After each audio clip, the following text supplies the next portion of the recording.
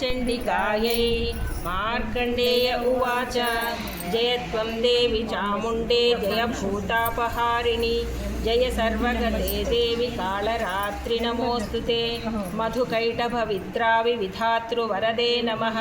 जयन्ती मङ्गला काली भद्रकाली नमालिनी दुर्गा शिवा क्षमा धात्री स्वाहा स्वधा नमोऽस्तु ते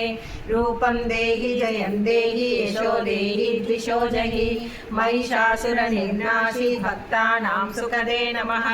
रूपं देहि जयं देहि यशो देहि द्विषो जहि धूम्रनेत्रवधे देवी धर्मकामाददायिनी रूपं देहि जयं देहि यशो देहि द्विषो जहि रक्तबीजवधे देवी चण्डमण्डविनाशिनी रूपं देहि जयं देहि यशो देहि द्विषो जहि निशुम्भशुम्भनिर्नाशि त्रैलोक्यशुभदे नमः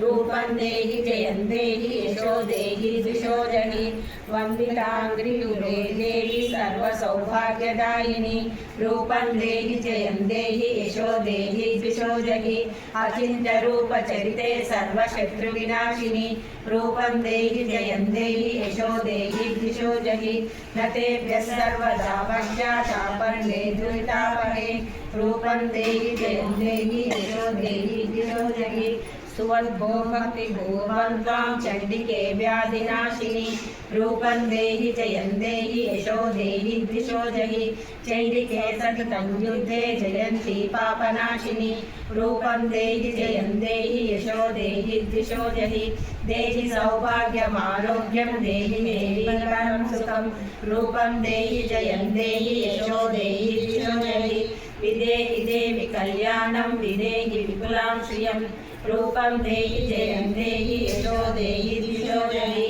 विदेहि दिक्षदानाशं विदेहि बलमुच्चकैः रूपं देहि जयं देहि यशो देहि द्विषो जहि शिरोरत्ननिकृष्टचरणेऽम्बिके रूपं देहि जयं देहि यशो देहि द्विषो जहि विद्यावन्तं यशस्वन्तं लक्ष्मीवन्तं मां कुरु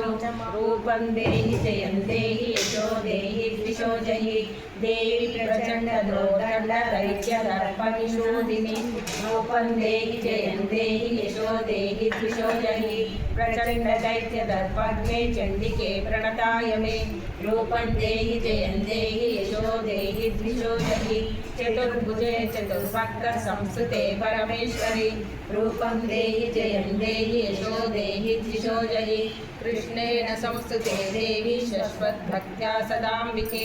रूपं देहि जयं देहि यशो देहि द्विषो जहि हिमाचलसुतानाथः संस्तुते परमेश्वरि रूपं देहि जयं देहि यशो देहि द्विषो जहि इन्द्राणीपति सद्भाव पूजिते परमेश्वरि रूपं देहि जयं देहि यशो देहि द्विषो जहि देवी भक्तजनोद्धाम दत्तानन्दोदयेऽम्बिके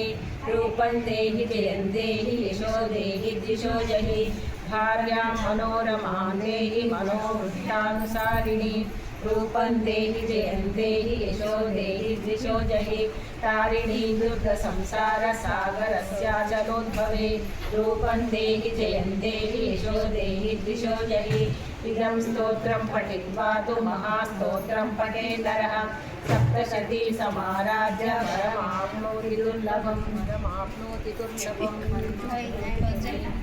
सर्वं श्री दुर्गा मातु चरणारविन्दार्पणमस्तु వచ్చింది కొద్దిగా ఇప్పుడు యాదేవి సర్వభూతి చదువు